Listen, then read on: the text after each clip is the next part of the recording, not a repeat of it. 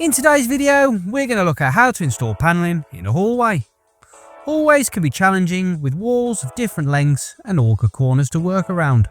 We'll walk through the main scenarios you're likely to encounter and show you how to handle each one so you can achieve the hallway you've envisioned.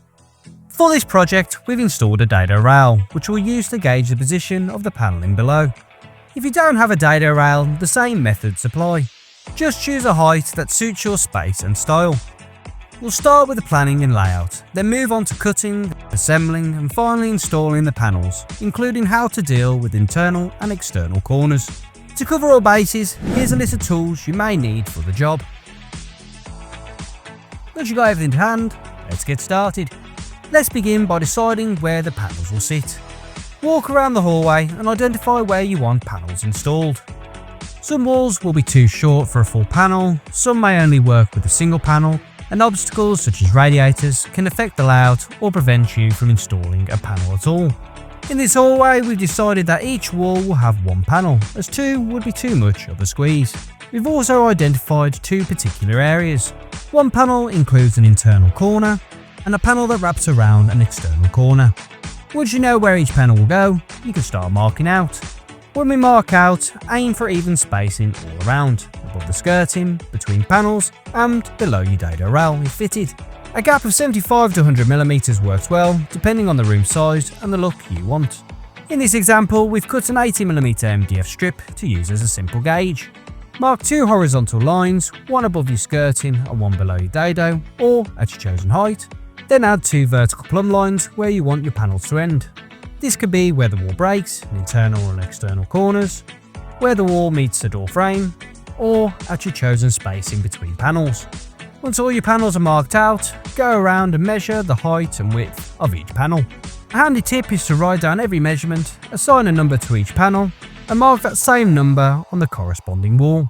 This makes it easier to keep track of which piece goes where and lets you cut and assemble everything in batches. Once your measurements are recorded, you're ready to cut and assemble your mouldings. Each joining corner of a standard rectangular panel will be using a 45-degree mitre, unless you're working with an angle other than 90 degrees. Set your mitre saw to 45 degrees and cut one end of your moulding. If you don't have a mitre saw, you can use a mitre box. With one end cut, we now need to mark the finished length of the piece.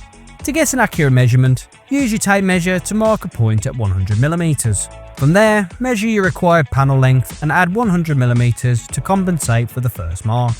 Place your moulding so the mitre point lines up with your first mark. At the second mark, transfer that point onto the moulding. This is where your second cut will be. Set your mitre saw to the opposite 45-degree mitre angle from the one cut previously and make the cut. With one length complete, repeat the same process for the remaining sides of that panel. Keep the pieces for each panel together so they don't get mixed up with the others. Then repeat the full process for all remaining panels. With all your pieces now cut, we're going to assemble the panels away from the wall. This is quicker and makes it easier to pull the finished frames flat to the wall if there are any bows. To join each corner, apply a two-part adhesive.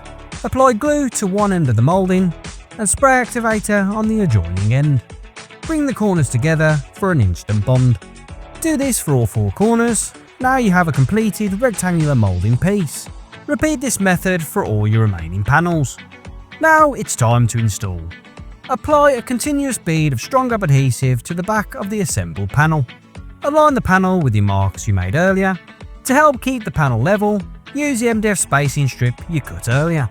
Rest it on top of your skirting or below your dado and set the panel on or against the strip while you position it. You can also use this strip to maintain even gaps between panels, as we've done here. Once you're happy with the position, use a nail gun to pin the moulding in place. 3 to 4 pins per length are usually enough, but add extra pins wherever the panel isn't sitting tight to the wall. Repeat this process for every panel around the room. If you're only installing standard flat panels, you're now finished. But if you're dealing with internal corners or wrapping around an external corner, let's move on. We'll start with the internal corner. Mark out the panel exactly as before, keeping your spacing consistent above the skirting, below the dado if fitted, and at the ends. Again, using 75 to 100mm as your guide.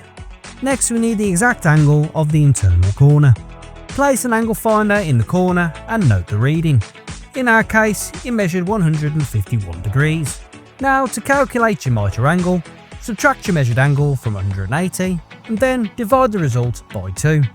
That final number is the angle to set on your mitre saw. If you don't have a mitre saw, you can use an adjustable mechanical mitre box.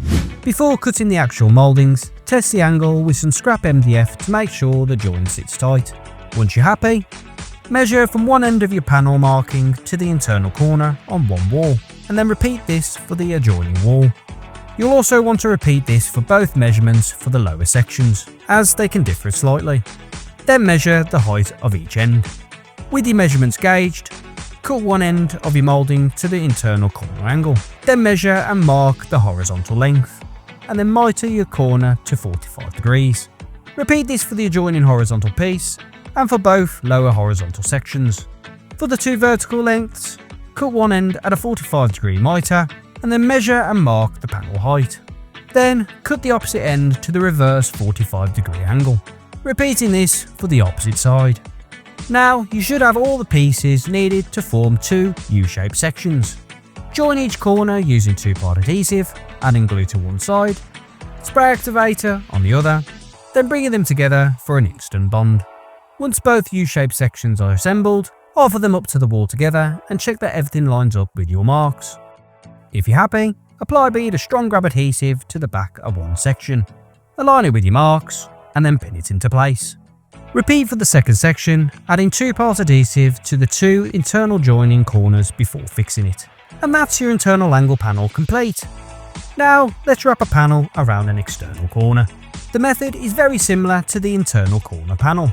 Start by marking out your panel as before, with even spacing above the skirting, below the dado if fitted, and at each end, using 75 to 100mm as your guide.